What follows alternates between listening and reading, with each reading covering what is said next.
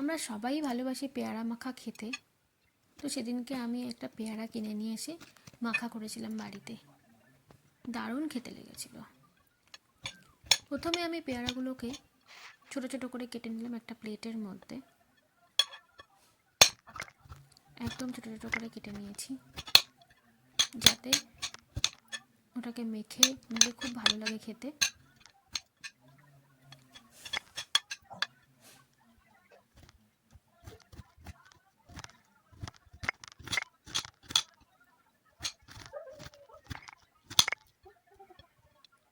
আমি একটা পেয়ারা নিয়েছিলাম, একটা বড় পেয়ারা, সেটাকে কুচি কুচি করে কেটেছি।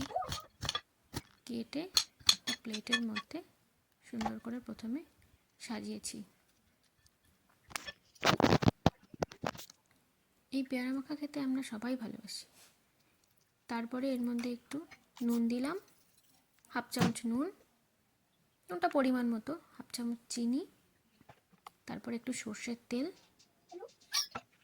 তারপরে কাসন এবং সবশেষে ধনেপাতা।